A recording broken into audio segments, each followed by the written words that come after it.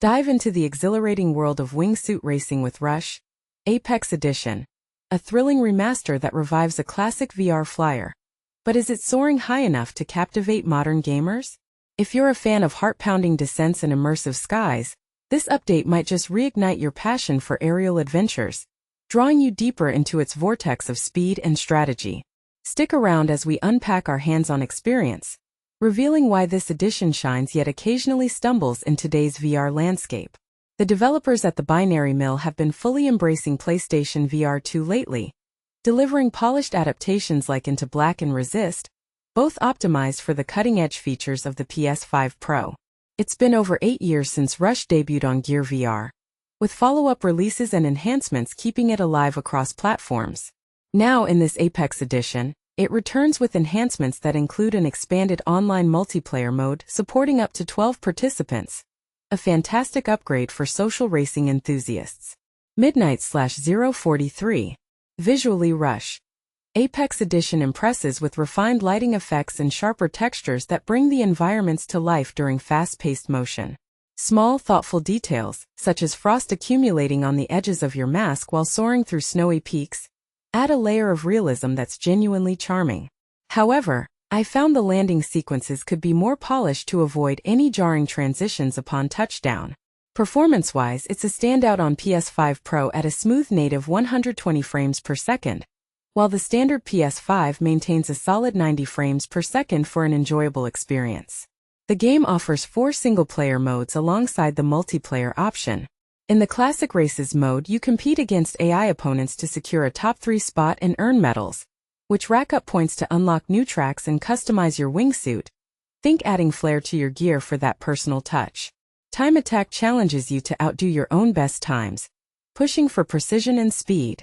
Score Challenge introduces an innovative element where threading through specific sections of checkpoint rings yields higher scores, encouraging skillful navigation.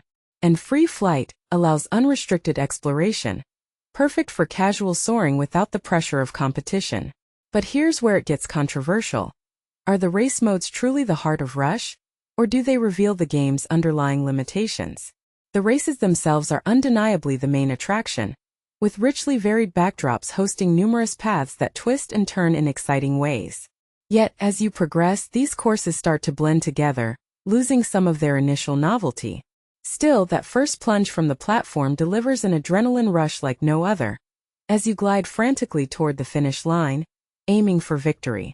Miss a checkpoint and a hefty 5-second penalty kicks in, emphasizing the need to stick to optimal routes, a mechanic that adds tense strategy without overcomplicating things for beginners. The starting jump incorporates gaze tracking, where you must stare straight ahead for 3 seconds to confirm readiness. It's indicated by a subtle pointer you can swap out if it's too distracting. For newcomers, gaze tracking means using the VR headset's eye sensors to detect where you're looking, ensuring you're focused and ready. But skipping it entirely feels like a wasted chance for deeper immersion, highlighting how the game's core mechanics are showing their age. This aging aspect extends to the control system too. To glide and maneuver, you raise your arms in different configurations.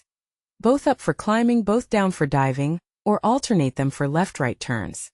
It's straightforward and functional, though it requires keeping your arms extended, which can tire you out over time. That said, it's far superior to traditional controller inputs, promoting a more natural, embodied experience.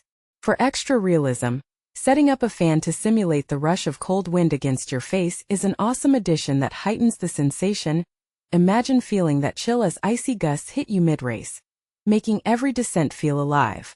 Speed boosts are earned in 2 clever ways: hitting checkpoints or hugging walls and the terrain closely, rewarding daring maneuvers. This risk-reward dynamic is a highlight, where a well-timed close shave can vault you ahead, but one tiny crash ends your streak instantly. It's a delicate balance that can decide the race, and on PSVR 2, adaptive triggers provide tactile feedback that makes activating these boosts feel even more responsive and satisfying.